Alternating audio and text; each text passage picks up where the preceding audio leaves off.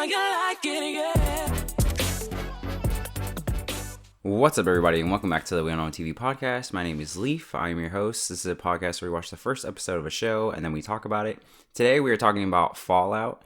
Even though I am a gamer, Fallout is one of the franchises that I actually didn't play and I've never retroactively played. My parents were really strict with playing video games like outside of my age range, and unless like my dad play it, that's when I could kind of get away with the rule because he'll let me play. But this is one of those that just kind of skipped out, and I've never actually went back to it. So when they said that they were making a show, I was like, all right, I'm gonna watch this, but I'm gonna watch this purely as a show. So all of that being said, I went into this first episode with no baggage, not really any information on how the world works or anything like that. I simply just hopped in as a brand new viewer. So we'll start off with the premise. So the premise on IMDb states, in a future post-apocalyptic Los Angeles brought about by the nuclear decimation, citizens must live in underground bunkers to protect themselves from radiation, mutants, and bandits. It's like, okay, I would probably word that a little differently, but I mean, it kind of gets the point across, so not too many notes. So if it's your first time here, I go through the plot beat by beat. That way you don't have to, and that way I don't miss anything. We start off with the title screen, The End. We get 50s music, and there's something, or I think it's 50s music, but there's something really nice about 50s music. It's not something I would listen to in my free time, but if it was on, I wouldn't be upset. It's just really nice to listen to, and it kind of sets up for the time period of the world that we're hopping into. We see Walter Goggins, the actor, who is dressed up as a cowboy. He's doing rope tricks. As he was doing this, I was like, I wonder if he actually trained to like do this just for this one scene, or if they're doing like really good CG or something. That way we don't notice. But anyways, he's doing this trick. He's at a birthday party. We cut to the inside of the house, and the mom is walking over, and she passes a TV, and the TV's on, and they're talking about like a nuclear war and bombs possibly going off, and she turns it off. She's like, let's just all have a good time. We go back outside. We see the husband and his friend talking, and they're like, why is Cooper Howard working birthday parties? It's probably for alimony. And then Cooper's daughter's like, what are they talking about? And he's like, they're probably just saying how lucky it is for me to have such a good helper like you. Clearly, Cooper is someone known, or at least known enough in the area that they would know who he is. But other than that, we don't have any information because we're already taking pictures for the birthday party with the birthday boy and the wife. And the husband's like, yo, do the thumbs up. And he's like, I don't think this is really the time or climate for me to be doing the picture. So clearly something is going on, and the characters in this moment know more than us as the audience. But it already feels like there's a little bit of tension, and the husband is kind of an asshole. So I already don't like him off the bat. We go inside, everyone's singing happy birthday. The kid turns on the TV. The weatherman's trying to do the weather, and he's like, how am I supposed to do the weather if I don't know if we're even going to be alive tomorrow? The mom's like, all right, let me change that. Puts on some cartoons. We go to the daughter and Cooper, and she's like, why wouldn't you do the thumbs up? And he's like, well, and in the Marines, when you do the thumbs up, if you see an explosion, you put your thumb up. If it is bigger than your thumb, you're screwed. And if it is smaller than your thumb, then you run. And then she's like, all right, well, what do you think's going to happen, Dad? And he's like, I don't know, but we take it as it comes. And she's like, all right, well, can I get some cake? And he's like, let me see if I can, rustle some up for you. He goes inside. She's like cleaning up real quick. And then you just see a flash and an explosion goes off. And the daughter raises her thumb, and she's not looking good. And Cooper comes outside, and then she's like, is it because my thumb is smaller, or like, is it yours? And just by the look on both their faces, it's like, oh, this is GG. Like, this is bigger than their thumb. And the scene just gets silent. And he's like, oh, don't worry about it. It's just a fire. And then we actually see it, and it's just like smoke and fire engulfing this downtown city. And it clearly isn't just a fire.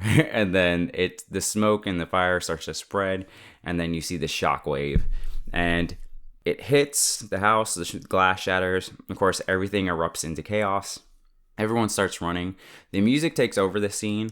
There's like you can barely hear any dialogue. I mean, there isn't really, but you can barely hear any dialogue. It really just is the music, and then the moment of like where do you go? What do you do? We cut to the husband and his friend's like, yo, let us inside the bunker. And he's like, there's not enough space. And he knocks him out. It's like, okay, what a good friend.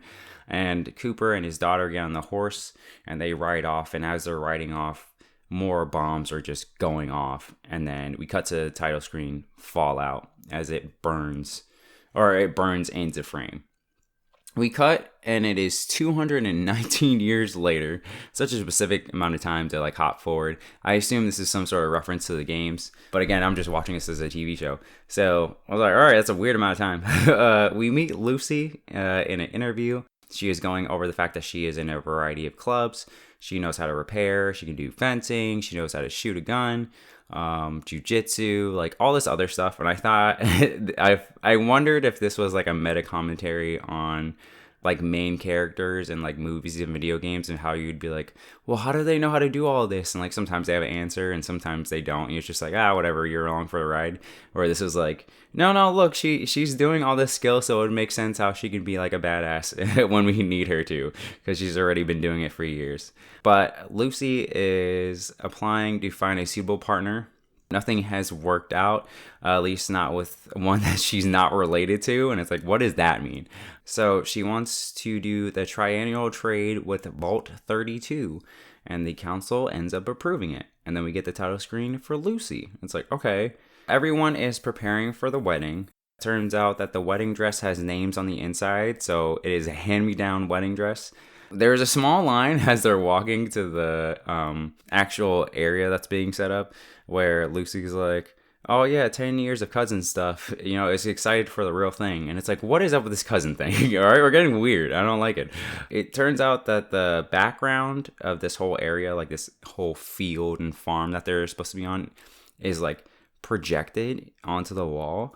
And it has everything feels like it's almost nice, like, because again, it's like that 50s aesthetic, but it's really off-putting because it's like almost like a stage, like everything's staged, like, you know what I mean?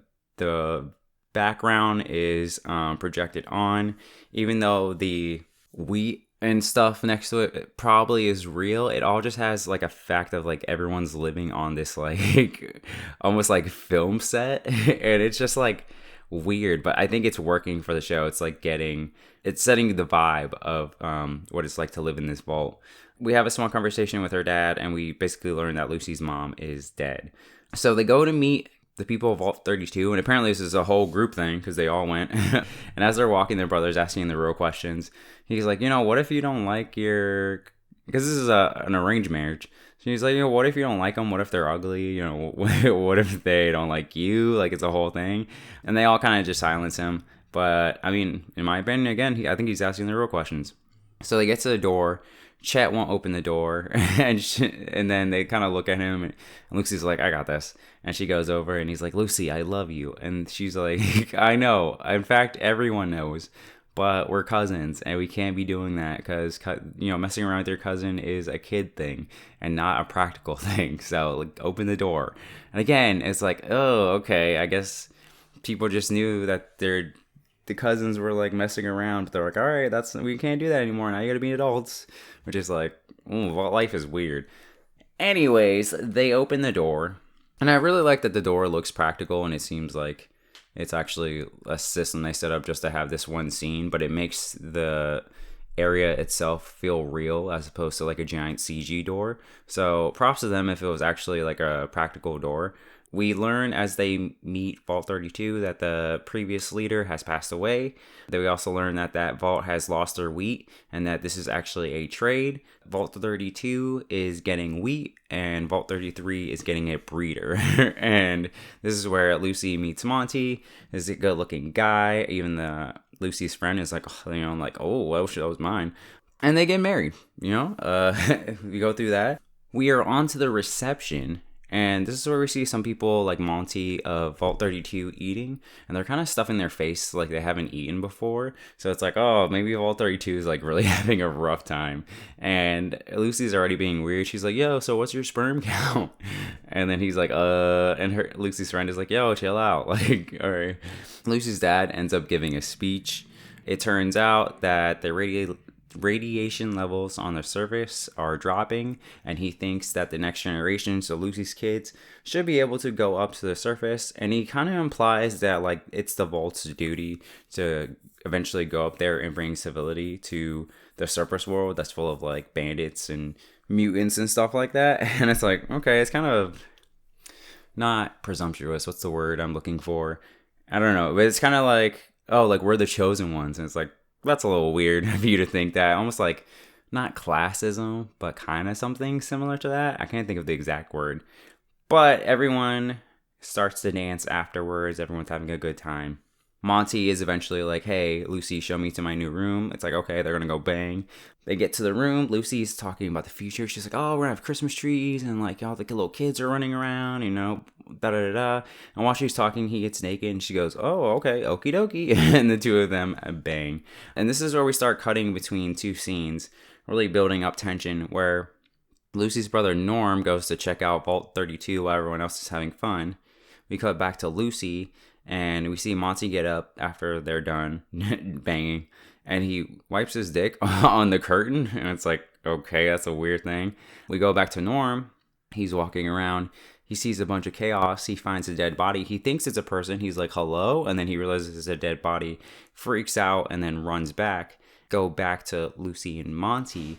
Monty is acting like he'd never used a faucet before. He's like splashing it around. He's like, oh, like water. In the background, you hear someone screaming, so Lucy gets up. You hear gunshots, and she immediately grabs her like little like wrist device thing and points it at Monty, and the radiation levels are spiking. And she's like, oh, you're not from Vault 32. You're from the surface. You guys are bandits. And he's like, all right, it's go time. So he attacks her, immediately gets the upper hand.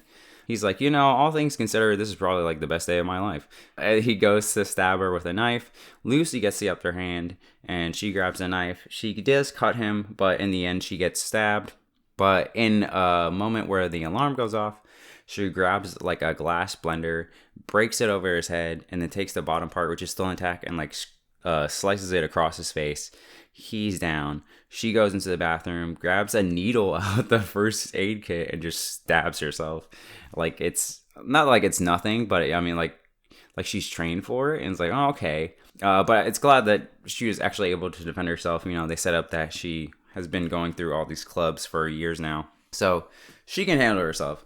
She goes out into the hallway. She finds some of her people dead. She goes to the armory. It's already been raided. The only thing left is a tranquilizer gun.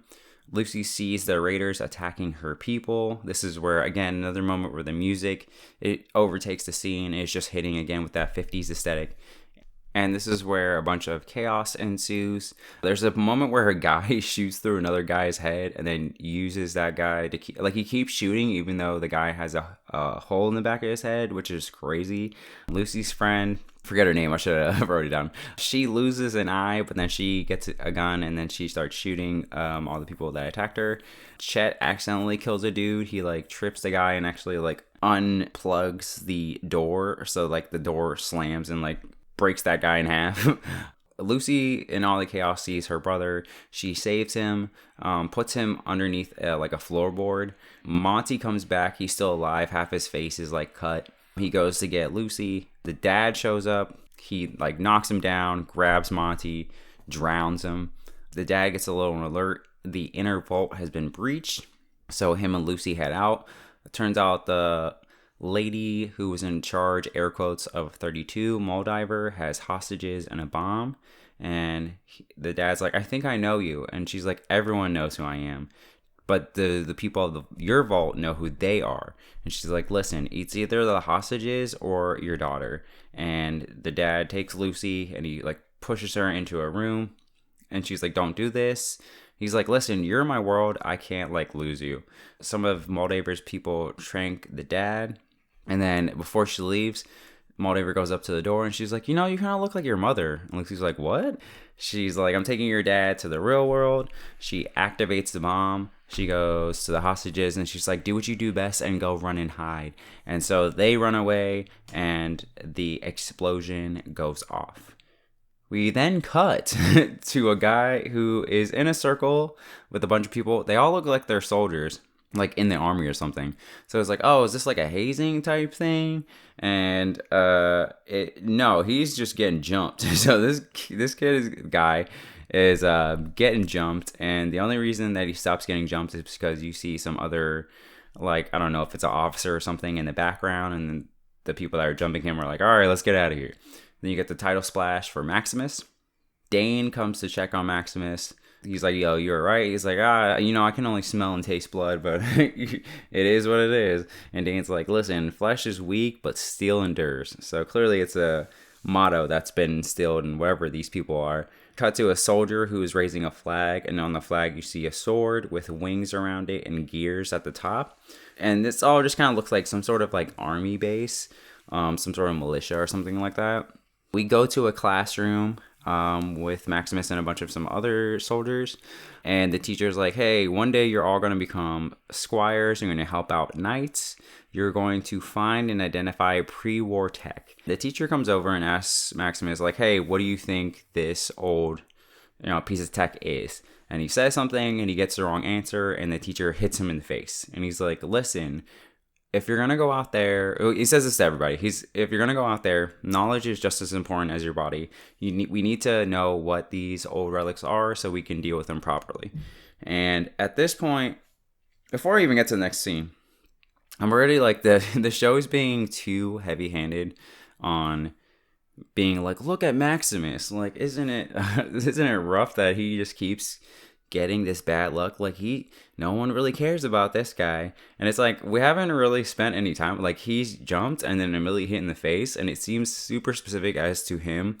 But even in this, like, I don't know, let's say 3 minutes, it's not clear as to why people hate him. So it's already feeling like, look, like, you need to feel bad for this character, and it's like, no, make me feel bad for this character, don't force me to feel bad for this character. But anyways, a shadow passes over the classroom. It turns out some ships have arrived, and some soldiers are coming out of the ships in this metal armor. Apparently it is the Model T60, and Maximus is like, I wonder why they're even here. We have this small scene of this guy, and it seems like he is receiving coordinates, but actually he's receiving like points on a piece of paper, on like graph paper, so he knows where to color it in. So he's actually like drawing in a picture, like point by point, and it says wanted at the bottom, so clearly like something's going down. We cut to Maximus, who is cleaning up, I guess, their version of toilets, which is just like 2 tires stacked on top of each other with the toilet seat on top. And Dane's like, come on, man, I gotta show you something. And he's like, I gotta do this. And he's like, come on, let me just show you something. So they go and look at the T60 armors. We have a super small flashback of a young Maximus and a knight in T60 armor. So it's like, okay, clearly he has some sort of history with this. Some people show up, and Dane's like, oh, no, this is all my fight. Like, don't. And they're like, no, we're here for you, Dane. Like, you've been summoned. And it's like, okay. So Maximus is back in the bunks, just kind of laying down. There's a dude masturbating in the corner. It's like, all right, it's really setting the vibe here. And we hear cheering outside. Turns out that Dane has been promoted to squire, and he is going to be the squire of a knight. And while Maximus is out at night cleaning the toilets, he freaks out. So clearly he is jealous. Cut to Maximus waking up to Dane just absolutely screaming. He pulls his foot out of his boot and is completely messed up. It turns out there's a razor blade in his boot. This soldier that comes to check on the screaming looks at Maximus, and they clearly think it's him, because when you see him with a bag over his head being walked to a building. We go back to Vault 33. They're cleaning up the mess. The dead bodies they're dragging to what's it called? The compost. So I was like, oh, they're going to use that for plants or whatever? Or is that just trash? I don't know. This vault is weird. But Lucy just staples up her wound. Turns out that they're all having an assembly. Lucy wants to send a search party, and all of the leaders and everyone else is like not in. And her brother's there, and she's like, they don't want to find Dad. If they find Dad, then they don't get to be in charge anymore. And it's like, damn, he's kind of clocked in. I like him already. You know what I mean? Like, he speaks his mind, and he knows what's going on. But we eventually, like, Lucy has a small moment where she's like sad that nobody wants to join in, and then she sees a poster of like Pip Boy with his thumb up, and she's like, she has a face, and we cut to her, Norm, and Chet getting on an elevator. When they get to the top, she's like, Norm, hold the elevator. Lucy and Chet head out to like the main vault door to head out to the outside. And Chet's like, I'm coming with you. I'm not going to let you go outside. And in the background, Norm like isn't paying attention, so the elevator goes down. And it's like, Norm, you had one job, bro. Like, just watch the elevator. But he didn't do that. Lucy tranks Chet. She's like, I knew you were going to try to follow me, so sorry. As she is about to leave, Norm comes over. She's like, don't worry, I just tranquilized him. He's not dead. She's like, I'll trank you if I have to. Like, don't make me do it. And he's like, listen, I'm too chicken. I ain't going out there. The two of them share a nice hug as the vault door kind of starts to open. Some people from downstairs come up and they're like, Lucy, don't go out there. And she goes out there anyways. And the one guy's like, well, we tried. Guess that didn't work. As she heads outside, it's just a wasteland. There's destruction. There's like the ashes, or like I don't even know what you call it, like dead bodies that are just kind of like, I don't know, irradiated, I guess you would say. They're just kind of like ash. And she looks out and she sees what looks like Santa Monica Pier, and she's like, okie dokie. And she's out in the real world. We cut back to Maximus. The bag comes off of his head, and the guy there is like, listen, we've given you everything, all right? All we want is the truth. Why did you join us? And then he's like, Maximus is like, I joined to hurt the people that hurt me. And the guy's like, all right, well, you're friends with Dane. Do you know like who did this? Because everyone's saying it's you. And then when he says that, the T-60 guy moves behind Maximus, and it's like, oh, like, you're in trouble, my guy. And he's like, what is your ambitions, Maximus?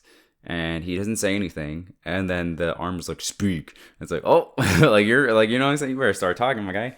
He doesn't really have an answer. Or if he did, I forgot to write it down. So that might be me.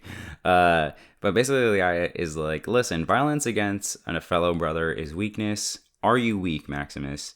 And he's like, oh, I don't want to be. And it's like, Maximus, come on, bro. Stand up for yourself. The guy's like, all right, do you have anything else to say in your defense? Or like, and Maximus kind of turns into a pussy in my opinion. He's like, I'm just thankful for everything. And he's like, I just want to be helpful. So, you know, if you guys are going to kill me, if my death can at least mean something, that's better than, you know, just dying for no reason. And the guy likes his answer, and he's like, all right, you're going to be the new squire for the night, Titus. And they leave, and we see Maximus crying, because I imagine feeling like, oh, they're going to kill me for something I didn't do. And then having, you know, that relief of being like, oh, not only am I not getting killed, I'm also getting promoted to this thing that everybody else in my group wants to be. Must have been overwhelming. Maximus goes back to see Dane. He's like, don't worry about me. Like, I'll still have a place in the Brotherhood. I'll be fine. Maximus is like, do you know who did it? And then Dane looks at, obviously, the group that was beating him up in the beginning of his part. And he's like, it could be, honestly, any one of those people. I'm not sure. But they asked if it was you. And then Maximus was like, yeah, well, they asked if it was me as well. And Dane was like, no, I said he'd never do that. He wouldn't even hurt a fly. So Dane's a real one. Still not clear on who did it, but we know it's not Maximus. So something's going on. Before they head out, that same guy that was talking to Maximus before is giving a speech, and he's like, oh, no, sorry. Wait, let me back up. So Maximus is getting promoted. So he gets promoted, and they actually give him like the rules of like what his like new role is supposed to be. So it's like, number 1, protect the Brotherhood. Number 2, protect the mission. Number 3, protect your knight. Do you accept? And he goes, yes. And he receives a branding on his back. Then we cut to what I was talking about before, where we're outside and that guy's giving a speech. He's letting them know like the rundown. And he's like, hey, a denizen of the Enclave has escaped, whatever that means. He has a device that could destroy the nation. We need you to find him and receive the device before, you know, things go awry. Maximus gets a picture from one of the guys who was bullying him before. It is a scientist-looking dude and then a dog. And he goes, you're dismissed, aspirant. And the guy kind of like walks off. And he's like, yeah, like, you know, it's a little bit of revenge. I outrank you now. And then they head out. And then we end this show with one more little one more little part, right? So it's just a wall at first near the ocean. And it's this guy standing there. Or maybe it's not the ocean. Maybe I added that. It's just a wall with a guy standing there. And the guy gets shot with like a baby doll foot and he dies. And it's like, what the hell? And it's 3 guys. They walk into this area or this cemetery. They find a grave with IV going into the ground. And the one guy's like, you want us to work with a mutant? Like, I don't want to do that. You said you knew the guy. And the main guy's like, listen, I don't know the guy. I know of the guy. The mutant worked with my father. And the guy's like, what? How old is this dude? And they're like, well, what if he's feral? And he's like, that's why I brought a chicken. Feral mutants can't ignore a chicken. If he goes for the chicken, we'll just, we'll kill him. So they open the coffin cautiously. And a mutated Cooper from the beginning of the episode walks out. They're like, hey, welcome back. Cooper walks over to the chicken. They're a little nervous, but he just picks it up. And they're like, hey, listen, a big bounty came through. We know you're not interested in money, but you're interested in Moldiver, the lady from Vault 32, air quotes. And he's like, I don't really, like, you know what I mean? Like, I don't know. It's a big crowd. I don't really think I need all of you. And they're like, all right, we can put you back in the ground. Like, you know what I mean? Like, we don't have to keep you out alive. That kind of sets him off. So Cooper kills 2 of the guys. We get the title screen, The Ghoul. It cuts back to him killing the last guy. And he said what he says at the beginning of the episode of, like, cowboys make their own way. I forget. I forget what the exact wording is. But, like, we kind of do our own thing. And we just, like, get by. And then he walks out. And that is the end of the episode. So, all of that being said, if it's your first time here, I have a 3-point rating system. It is one and done, give it a chance, and I'm in. For this, I'm going to give it an I'm in. I really like the 50s aesthetic. I think Lucy has a really good feel of a character, almost like Dorothy from Wizard of Oz, of like this, oh, the world's so wonderful. Like, the world's so wonderful, and like everything's great, and I'm gonna go out and like go find my dad. And it's like, I already know, like, you're heading into an apocalypse. Thing ain't gonna be sweet. She's gonna obviously have to learn some things the hard way and just see like the world isn't, this nice little vault where you have a little party and all that. Like, things are gonna be rough. So I'm interested to see how things shake out for her and how she's gonna have to obviously change in a world that is almost a complete opposite of everything that she's grown up with. You have the mystery of Moldiver, right? Because the dad's like, oh, I know you. And the Moldiver seemed to know the dad and her mom. So it's like, all right, clearly she knows something that's going on. And there's like a bigger mystery here. And the fact that the ghoul was only interested in going after the bounty once he heard who it was. And even the people knew that. Like, hey, you're interested in Moldiver, not even the money. It's like, all right, something big's going on there. And I'm interested to see, like, it's been 219 years since, the bombs dropped. Cooper, Walter Goggins' character, is still alive. How the hell does that work? How is he still alive? How does being a ghoul work, right? Because he's mutated. Like, what's going on there, right? What happened to his daughter? Yeah, so I was like, what's the timeline from him to, like, now? And in terms of Maximus, I guess I'm not really interested too much in him. I'm interested more in what, like, the Brotherhood is really about and, like, what their kind of end goal is, I guess.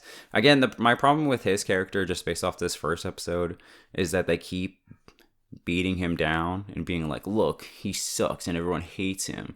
And it's like, but you haven't given me a good reason as to why people don't like him.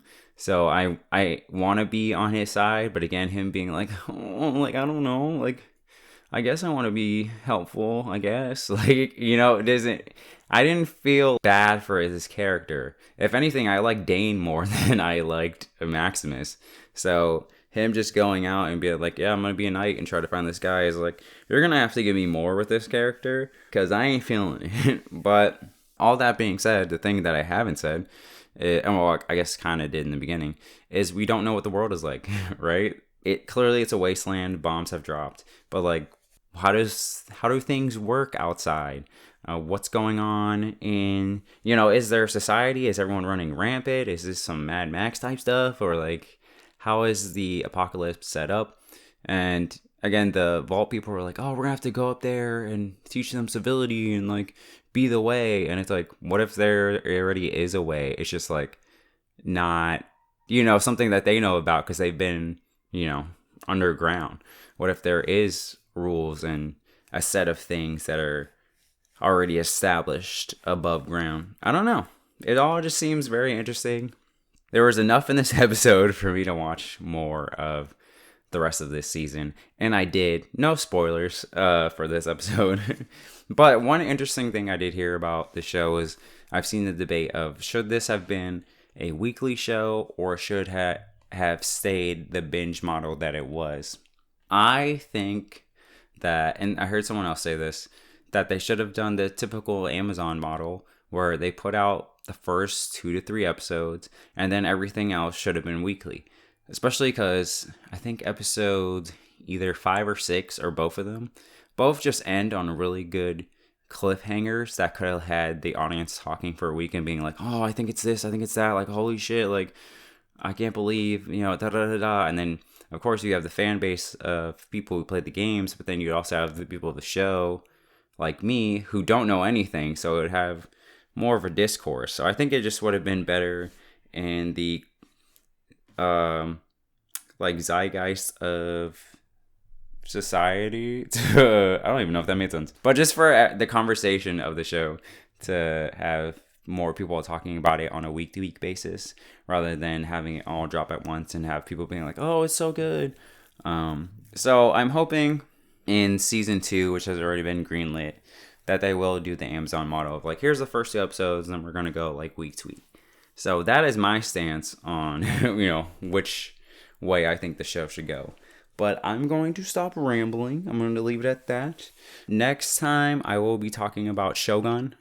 So if you haven't seen it, you can watch that first episode. If not, as I said, I always go through the plot. So you can find me right here.